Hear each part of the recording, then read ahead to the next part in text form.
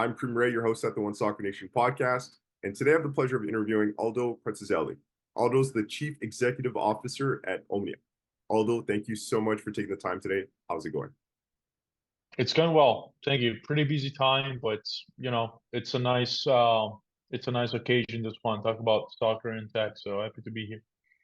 Absolutely. So before we dive into the questions, Omnia and One Soccer Nation are officially partners. We're relying hard on you guys for that AR technology and creativity. Now, with saying that, could you share with our viewers on a little bit more about what you do, what Omnia is, and how we got connected? Sure. So we got connected over, the initial outreach that we usually do to customers. We did a couple of projects in the sports industry space, and we thought that, other folks in the soccer space might be interested in similar solutions. And we'll talk more about those types of projects that we discussed. And we hopped on a call. I talked about Omnia. That's usually what I do. Like I explain a little bit about what augmented reality is for people that don't know it. And that's actually one of the reasons why I got into this space and why I decided to start the company is augmenting, like doing more education and making sure that small and medium-sized business owners have an understanding of what the technology can do and just presenting a variety of different use cases to them. So I'm personally coming from a design background. I studied industrial design back in my country in Italy, and then product design, digital product design here in the US, um, on a presidential scholarship. And while in school, we were like using AR to kind of make fast iterations on products. And I became fascinated with the technology. I thought that this particular tech could be used in other areas. And with my co-founder based in California, we decided to kind of like facilitate the creation of augmented reality for businesses by putting together Omnia. Omnia, and I'll get to the point of what it is an industry agnostic creator marketplace for augmented reality solutions. We basically give businesses access to a suite of discovery, development, and AI tools, including access to talent, to basically streamline any AR development process. So you go from understanding what AR is to ordering your project, and then you measure the impact of that solution in your business. That's what it is. Amazing. When we connected and you told me about the technology, I knew about it a little bit from VR, with the what is it, the Facebook Meta, the Oculus Yeah, Quest, the Oculus. and I know it's not mainstream yet, but that technology is pretty cool to use and to have. Not everyone's in it yet, and that's where the future is kind of heading towards. With you see Apple with their headset, and that they're pushing the technology now, so it's super cool. And when you reached out, I said this is a cool idea and creative way to engage fans into a different experience that they haven't experienced yet. With saying that, how do you see AR technology specifically through Omnia's platform revolutionizing fan experiences in soccer? The reason why I asked soccer specifically is because we're a spot soccer specific podcast and soccer company. So if you think about the fact that I emphasize industry agnostic, we really want to create like a solution that can be applied to different industries. And when it comes to like augmented reality for soccer, we're thinking about engaging fans on a deeper level. So most people, and I'm sure like some of the viewers, the listeners here in this podcast, they're familiar with FIFA, the soccer game. So FIFA, you have like FIFA cards connected to each player. You see, how strong that player is in certain like areas, how strong the shot is, how strong the cross is, all the different like skills that that player has.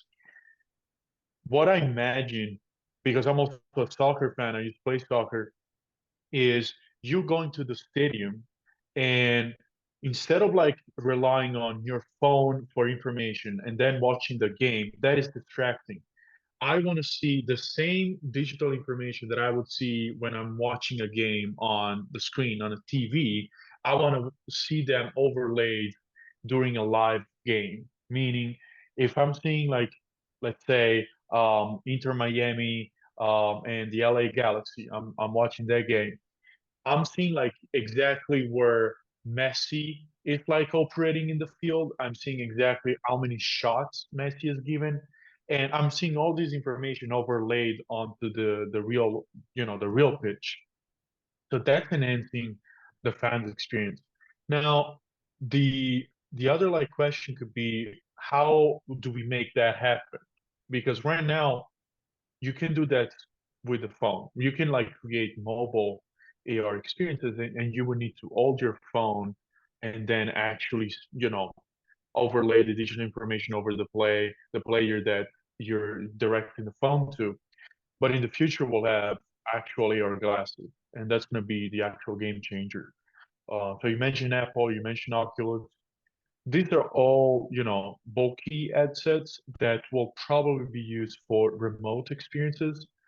So basically watching games, in your living room, and you're mostly going to use these headsets at home. And for those particular use cases, it would be cool to like see the actual pitch, the actual players in front of you. So imagine, you know, watching the Inter Miami at home and you have Messi like in 3D in front of you, like announcing the game or even selling you the merchandise for that particular team. That's like enhancing the fans experience. That's enhancing, not enhancing, but like augmenting how teams actually sell merchandise through these channels.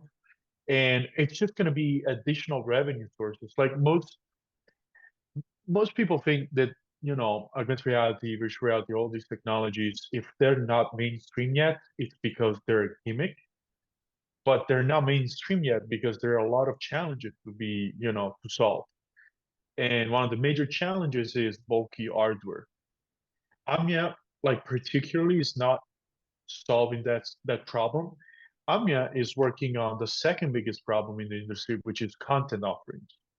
So, as a soccer team, as someone working in the industry, I should be able to go to Omnia or like any type of like platform and understand, okay, I need to achieve these business goals.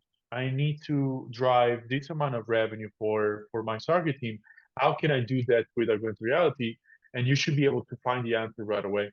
That's kind of like what we're going for when it comes to like facilitating the creation of content on Omnia specifically. And I'm thinking about the gamification aspect as well for fans. So I'm watching a game, I reach a certain viewing time, and let's say the second half, I get to the 78th minute, I get a free T-shirt. That's one way of upselling, a free item that then will get access to, I don't know, behind the scenes, experiences when players end the game and they go into their like locker room. So that could be one aspect that you can overlay with AR, gamification, reaching a certain viewing time, and then getting access to exclusive content like behind the scenes content. So those are kind of the things that I'm thinking about. But there's so much more. There's like analytics for scouts and coaches. But yeah, I guess we'll get to that during The the podcast. the activation that you mentioned, Messi selling merchandise, that idea sounds really amazing, and it really engages fans in a different way. It's not them just walking in the store and seeing Messi play and wanting to get Messi's jersey. It's actually engaging with Messi in a different way. He's talking to you and sharing merchandise or things that you can buy. That sounds like a really nice idea and cool activation to engage with fans that they haven't experienced yet. So that really sparked my eyes um, with that idea. And it's not really an idea. It's the technology is there to do it. It's just for teams to implement it, basically, right, Aldo? Yes, so the technology right now is there. People need to understand where it would make more sense to deploy the contents based on the use case. So as I said, you can deploy content like AR content on mobile, and we got billions of users that use mobile web AR. Some people don't know that they're using it, but there's like Americans are using AR for shopping. There's about 70% of Americans don't know they're using AR, even though they're using it, because they don't know that that's how it's called. In fact, sometimes we get people saying, "Oh, yes, augmented reality, that's Meta," and we're like, "That's it's also Meta, but it's not just Meta. There's a bunch of companies working in the space, and yeah, the tech is there. The major challenges for remote use cases, so like for use cases where you need to wear an headset and you're sitting in your living room, is broadcasting. Right now, there's still like some challenges to solve for broadcasting live events. You can broadcast events that are not really live because there might be some delays on the headset. But again, I'm pretty sure that these things will be solved once people have their headsets in their hands. And talking about the recent, like the big one, the Vision Pro, in about like 8 days, you can place a pre-order for the Vision Pro. And in February 2nd, Apple said that it's gonna basically ship the units to the Apple Store, and hopefully we'll be able to play with that. Omnia is thinking about buying one unit for us for like development purposes, but they're expensive, and not many people are gonna be able to afford it. Just like not many people were able to afford like Tesla, the first Tesla they came out. But that's how technology adoption works. You have a really expensive piece of hardware, and you start to understand how people react to it. Because one thing that I always say to my colleagues, to other people in the industry, before you can make something that people want, like before you reach mass adoption, you need to make something that is desirable for people, and you need to raise the bar of what's possible. And I think Apple is doing that way. And in terms of like what we did to spark interest in AR use cases for the sports industry, we worked on the Chicago Bulls experience this August. We were basically the first one to create an hackathon all around the Vision Pro, building for the Vision Pro.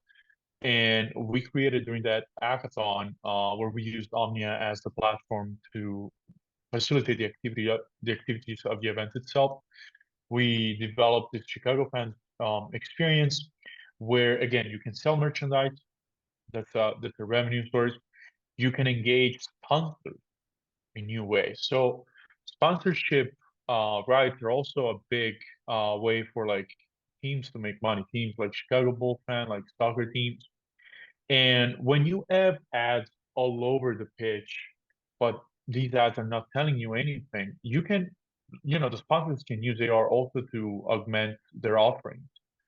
Coca-Cola can create activations that people can engage with, which can also be connected to whatever business goal the soccer team itself has in mind. So again, I activate the Coca-Cola experience, and if I finish that game, like an augmented reality game where I need to like hit all of the cans, and I don't know, I get a free t-shirt, or again, I see behind the scenes exclusive content. These things can all be intertwined. And yeah, and that use case ended up being featured on a major AR magazine as a potential killer use case. Selling merchandise in virtual reality. Well, they call it spatial computing, but yeah, it's basically passed through extended reality. So merchandise, live broadcasting, and the sponsorship activation. These are all things that are possible, and they're pretty interesting to explore. Nice. Do you think there ever gets to a point where there's too much technology being used? I think. Let me think about for a second. I'm not a fan of overusing technology. I'm not personally a technocrat. I don't believe, for instance, that technology can solve any problem like ever in the world, if you know, in the 14, but like in general. Um, and I'm personally like pretty, adamant on focusing on the ethical use of technology, especially when it comes to augmented reality. I think the ethical aspect of, using data the right way, the fact that, I mean, we can talk about like all the different studies that have been done on how augmented reality affects people and what's the right amount of augmented reality for people. And I'll give you some specific examples. So in 2016, the Apple Glass came out. That was the first like consumer augmented reality piece of device, like piece of hardware for people. And it came out and it was pretty limited in its technical capabilities. But the major issue in terms of like selling it is that people didn't want their cameras to be pointed at them at all times. Like I don't want to like see a person like wearing glasses and even though the camera is up, like it's pointing at me. Like that scares people off. And that was one of the reasons why it failed. It wasn't because it wasn't technically advanced. Um for 2016 standard, I mean it technically was, but it was this ethical issue. So moving forwards, we need like companies like us creating content, but even like hardware companies and big players, they need to consider the ethical aspect of augmented reality, not only when it comes to the use of data, but also when it comes to, um, I wouldn't say hiding certain cameras and certain capabilities, but making sure that there's a visual feedback for people on the other side that are not wearing the headset to understand, okay, is this person recording me? Is this person like, publishing content that I'm not authorizing?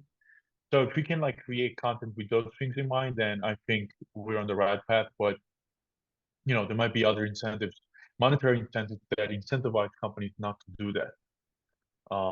But we'll see how that plays out. But I think there could be too much technology. Yeah, I definitely think that. But as a proponent of AR, if we do it right, if we develop content the right way for augmented reality, it might seem like counterintuitive, but we're gonna be able to experience life at its fullest. Right now, I personally don't think that, the phone is gonna stay around for like in the next like 50, 100 years. I think we're gonna experience life with augmented reality devices. That's gonna be the replacement device. And if people create content the right way, it can be unobtrusive for them. It can show up, like the device can show up relevant information when it needs to and just stay in the background when people are not using it. That's pretty interesting. I'm trying to visualize that right now. That's a lot of tech. um, that's a lot of tech. I'm just here staring at my phone like we might not have this in the next 50, 100 years, as you mentioned, and I could actually really see that. Um, do you see a role for AR in soccer training and player development? I do. So when it comes to like training, and there are like use cases already out there. They've done, other companies have done have developed use cases for baseball training. So right now, even on the you have an Oculus, right? You told me you have an Oculus. Yeah, So you can, and it's a paid service, so that speaks to the quality of it. Where you can train like for baseball, that sport. Now, training for baseball is one thing. Training for soccer play is another because you're moving. Like baseball, you can train like the swing, right? You can measure like how strong it is, and you can simulate in VR or in AR how far the ball is going based on how strong you hit the ball. In AR, if we're talking about augmented reality specifically, I don't know, Karim, should we like distinguish the two for the audience, like what's AR and what's VR? I think that would be maybe like yeah, that would one, be good. Yeah, distinction. So virtual reality, I always say this, like virtual reality is fully immersive. You don't see anything of the real world. It's like fully simulated. So you wear the headset and you're like transported to a virtual environment. Augmented reality, which is the interesting stuff, is when you see digital information overlaid on top of the real world. And so for training, imagine like you're holding an iPad. I'm, I'm just taking the iPad as an example because it has a bigger, bigger screen. You're holding an iPad and you're like the coach, and there's also the scout next to you. You're going to watch a game where you're seeing emerging players, like the players that you're interested in, right? One soccer nation is interested in.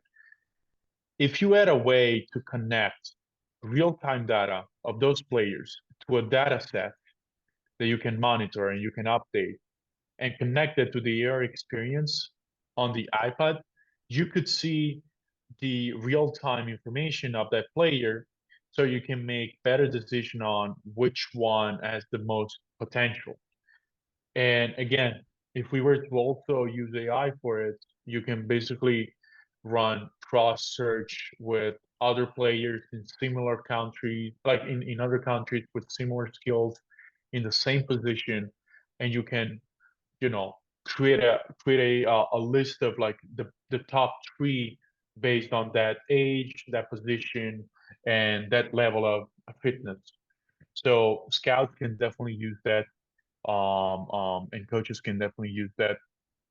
When when we talk about like how can we implement AR for training on the players themselves, we're still some like years out, with having devices that are fully, like they're completely small in terms of like form factor that can be used during training. But there are companies, and I'm personally a partner in this hardware company that is developing smart lenses. I'm an hardware in that company, and one of the use cases is actually training for soccer, for all kinds of like sports that require lots of movement. Tennis players, soccer players, American football players, and that's gonna be like fully unobtrusive.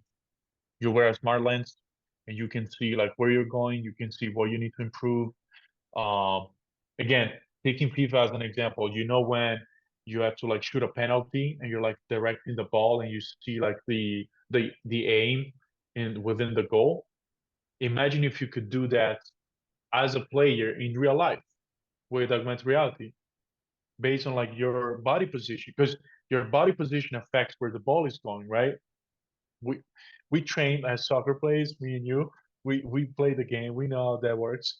You know that the left, if you're shooting with the right, the left where you position the left leg, that's also important to where the ball is going. So if you can improve these things and you can see them with digital information, that we're gonna have, you know, lots of Messis. Ideally, if we can improve how players are trained. So yeah, I'm really excited about that future. So although what are sorry. So although what future developments in AR are you most excited about that could impact the soccer world? So, in order to make certain use cases work flawlessly, like live broadcasting, we need different software players to basically make advancements and work alongside hardware companies. I'm definitely I'm definitely most excited about the types of hardware products that are going to be on the pitch that would allow people from other countries, from places that are difficult to kind of like reach to watch a game in augmented reality, just like if they were sitting on the first row in the stadium. And I'm thinking about, let's say, let's say there's a Champions League final in London, and I'm based in, I don't know, Brazil. I'm based in Peru. I'm based in South America, and I'm working on that day. I cannot like, get on a plane and go watch the game. I want to be able to do that in augmented reality.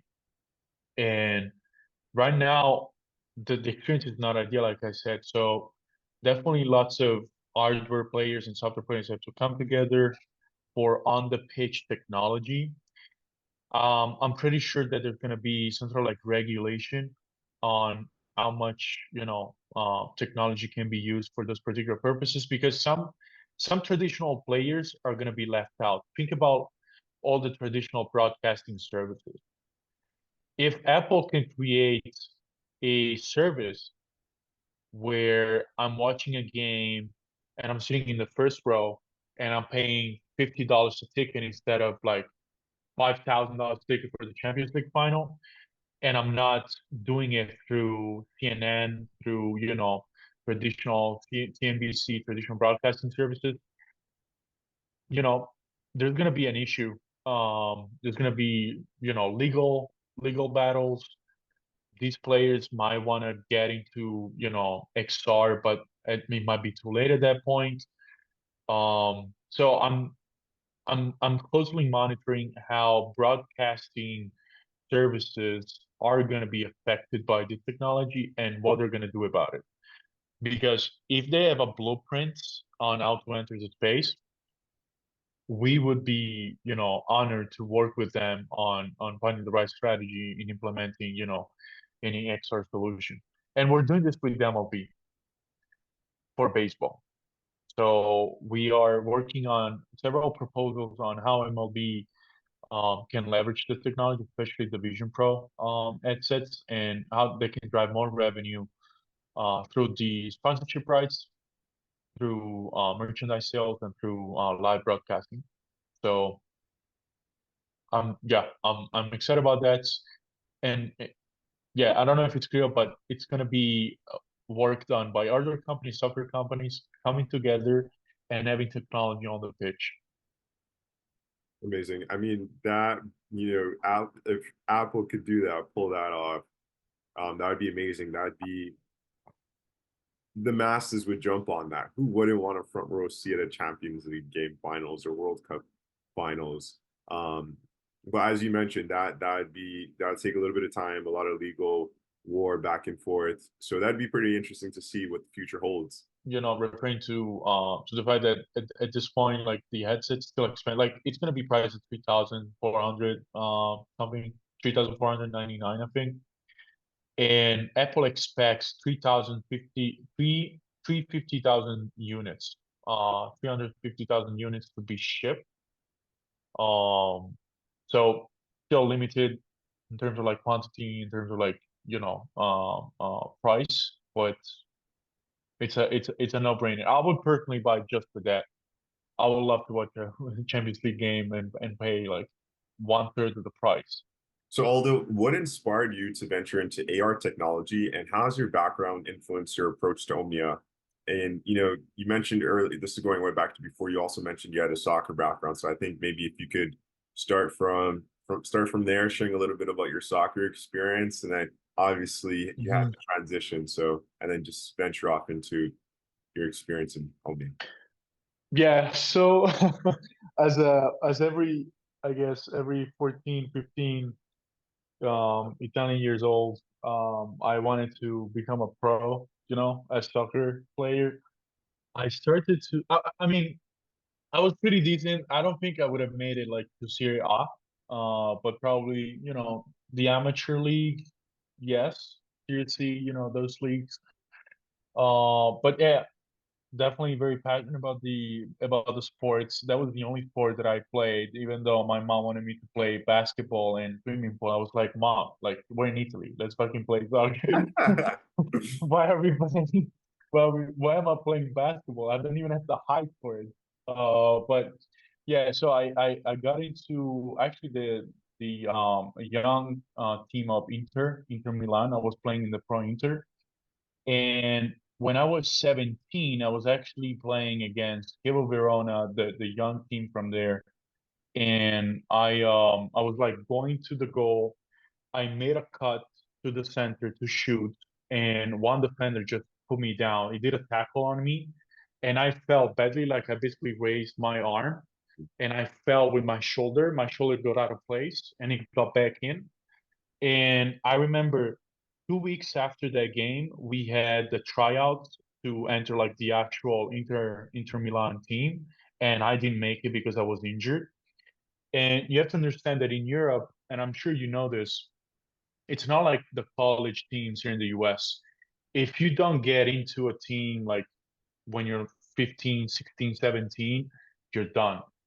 It's not that you can try again, you can go to college, you can win a scholarship and, study and still do sports, and then maybe get picked by bigger teams. I was done. And I still play, like I still play on weekends. I mean, I had an ACL surgery recently, playing soccer and here in Chicago. But I love the game. It makes me work better on Omnia if I play on weekends. And I became interested in AR when I moved to the US. So I came here to study digital product design in Chicago, as I said, and augmented reality was something that we were using in class because, and this comes back to using AR also for training. Augmented reality has huge benefits when it comes to education. You have, and I'm looking at statistics right now from notorious, reports, McKinsey, Accenture reports. There's a 50% of reduction in cognitive overload when you see information in augmented reality. And that's obvious why, like we're visual learners. If I can see something, I learn it much faster. I retain it much faster. Like I retain it for longer. If I experience it, then it's even better. So it's not only looking at one thing, it's also experiencing it. Now, there are some like controversies about how to use it right, because it's true that people are more engaged, like students are more engaged when they see something in AR, but they might not retain information for longer. But if you do it right, you retain information for longer and people are more engaged. On average, if you use AR for training your employees, also, so training employees, educating students or education, you have 10 times higher engagement times. And 10 times higher engagement times, think of the 10 times engagement time for fans watching a game. How can you engage people more than what the TV does? You will use augmented reality. So these are all interesting things. And you just simplify concepts that are difficult to grasp when you experience them. Uh, think about when people were like students are learning how the solar system works. Sure, I can get a sense of like how far the planets are from the sun from a book, but it's not the same thing. Our generation, probably me and you, we were watching YouTube videos on that subject. Our kids or our kids, they will probably experience something in AR instead of like watching YouTube videos. And it's just gonna be a better experience. Like think of Tony Stark, the Iron Man stuff. When once he like puts everything in his garage, that's how it's gonna be. Once we get to like a higher level of fidelity. Uh, yeah, there are also drawbacks. I don't know if we want to talk about the drawback. One drawback is that if you create something very, very similar to real life, there's there's a problem for people having headaches because they're getting confused. And right now, like you need to balance how real life do you need a certain asset to be to not confuse people, and you still want it to be like realistic. So, as content creators and us developers, we're trying to balance that aspect as well. Yeah, I mean, when I wear my Oculus Quest for too long, my head starts to go. My brain starts to fry. So yeah, that is a bad effect. And through this conversation, I want to share with you that I'm seeing some cool stuff. I don't really talk to a lot of AR people. It's a lot of soccer guys. on and off the field. So you're making you see different things when you mentioned that our kids in the future will most likely be using these technologies to learn, to have a more enhanced experience learning. And it again, it opens my eyes to the future and how cool it's going to be and exciting. So I'm interested to see what the future holds. I know it's bright, and we still have things to fix and get through, but we'll make it through. The last question that I have here is, what advice would you give to entrepreneurs looking to integrate technology into traditional industries like sports? That's a good question, and I think about that pretty often. What would I say to my younger self when I started this? Be prepared to receive lots of no's. Be prepared to receive lots of no's. I mean, especially like in my industry, man. Like augmented reality is tough. I'm not working in the AI space directly. AI, the AI industry is going to affect the growth in my industry, and we're also like using AI in a way. We launched a tool yesterday to be added to our marketplace that uses AI for simplifying the augmented reality creation flow. But yeah, be prepared to receive lots of no's. Be prepared to stick to your vision. Um, you, you're gonna meet a lot of people. You're gonna meet, you know, yeah, and these people are gonna come from different backgrounds. They're gonna have different, age, and they might think about things differently, and they might tell you that something is completely wrong just because it's a new industry. And sometimes you get like people that say, look, I don't understand you, I don't want to give you any advice, but you'll get to meet people that even though they have no industry knowledge, they'll tell you if something is wrong or right. And you should be aware of those people. You should be able to like figure out who they are, um, and just stick to your vision. Even if you're like a 20-year-old, something like me. So yeah, that yeah. I don't know how people will need to behave in order to still have that relationship with a certain advisor, a certain a certain person that they've met at a networking event. But you can be direct to people without disrespecting them. So that's very important. And if people don't like you, then that's fine. You know what we say, like lots of friends, that's fine. Lots of enemies, lots of honor. If you have lots of enemies, you have lots of honor. Hmm, that's some good advice. Before we end off, Aldo, I want to ask you some fun questions. Since we're both soccer guys, I want to know, what's your team in Europe and what's your MLS team? Oh, MLS team. A team in Europe, Juventus, and it's a family thing. My father rooted for Juventus. My grandfather rooted for Juventus. As far back as I remember, everyone rooted for Juventus. And it's also it's also a team. Most people don't might not know it, that has the highest percentage of fans outside of where it was born. So it's like it's an Italian team. And in fact, the derby of Italy is Inter Milan and Juventus because they have most fans outside of where they were like based initially. And MLS team, I mean, man, I'm gonna go with Inter Miami. Why Leo not? Why Messi. not? Why not? Yeah, I mean, why not? The guy is the goat. I was the Ronaldo fan when I grew up, but it would be, you know, I wouldn't say dumb, but it would be like disingenuous for us to say, look, this one is better than the other. They're both great. They're great players. They're great athletes, and they just have a different approach. But what Messi is doing, I think, is going to be important for your industry as a whole. Um, and it started with Beckham, I would say.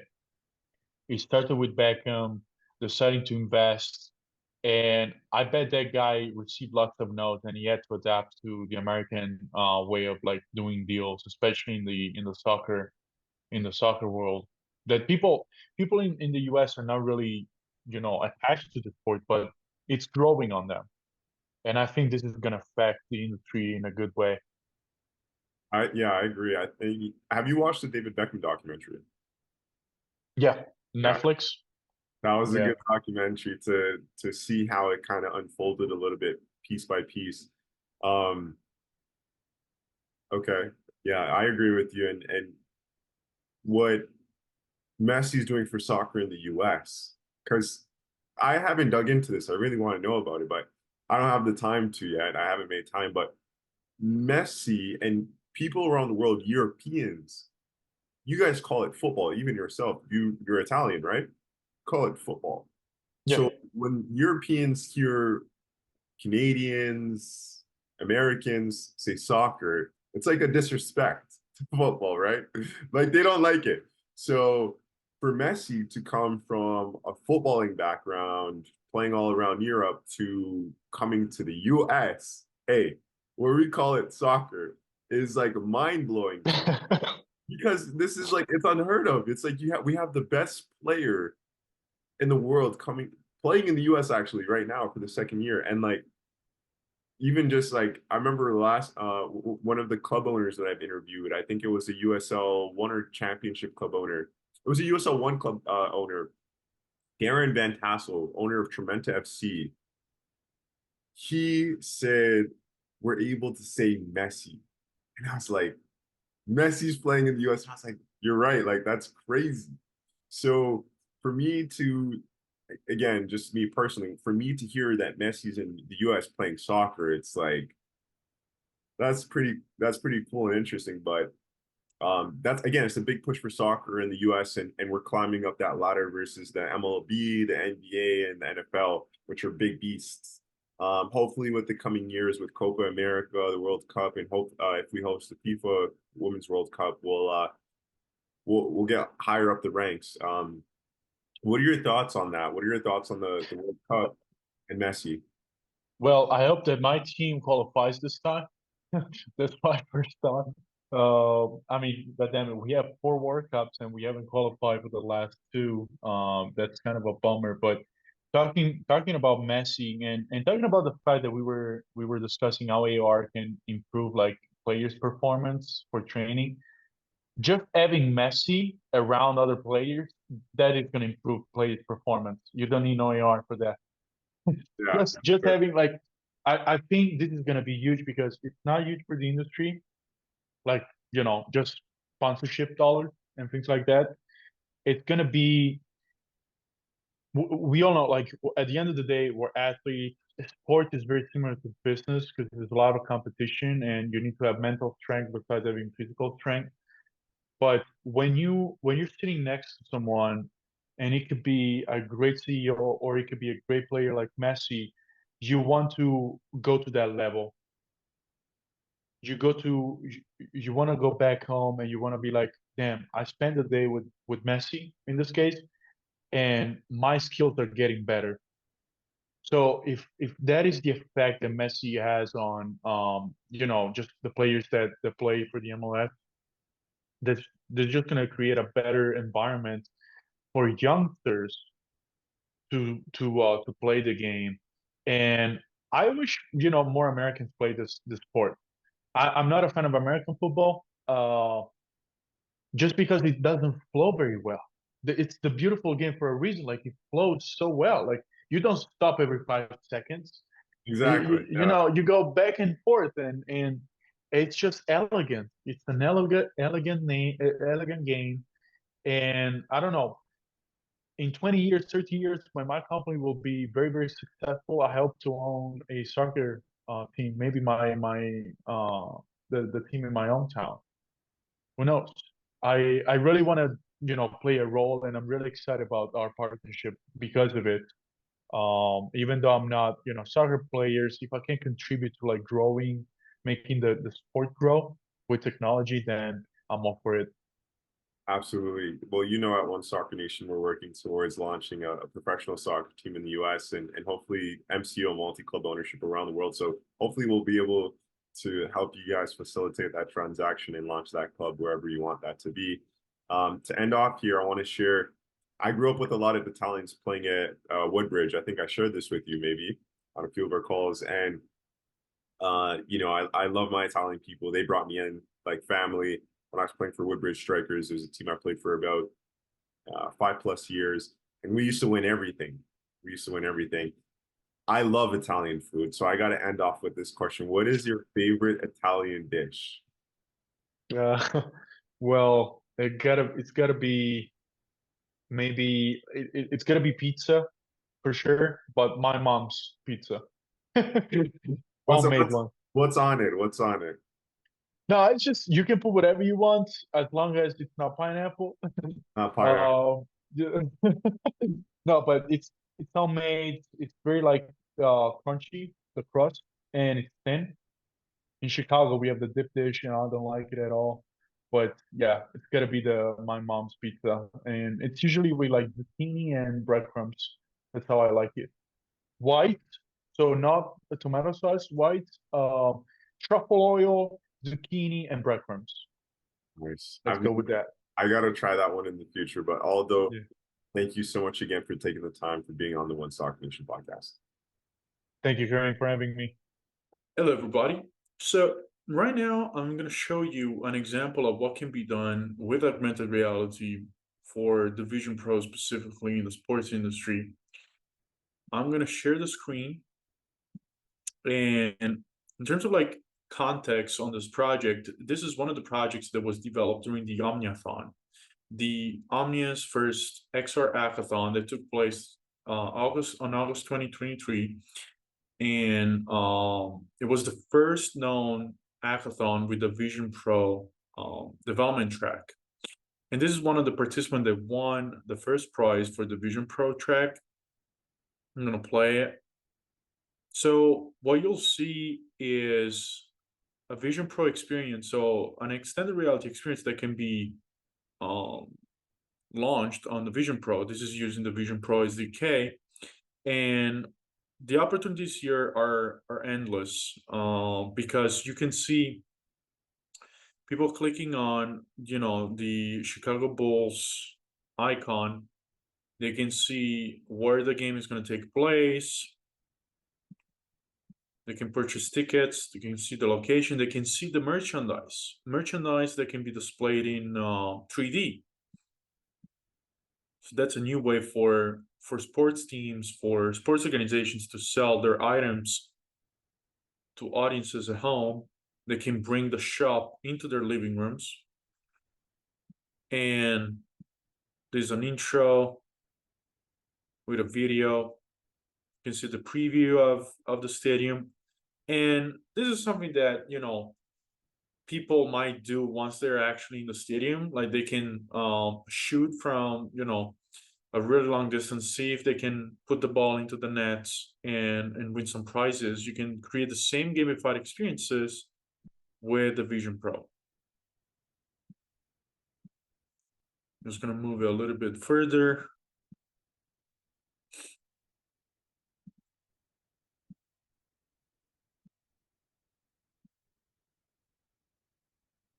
And so, yeah, imagine you have, this type of experience and you can sell merchandise, upsell items if people reach a certain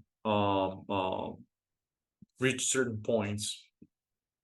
Then all these sponsors around it, they can also create augmented reality experiences or immersive experiences where people are incentivized to kind of like gamify, play part in a gamified aspect, and then win certain things that the sports team or the sponsor itself wants to sell to people, or just give out for free.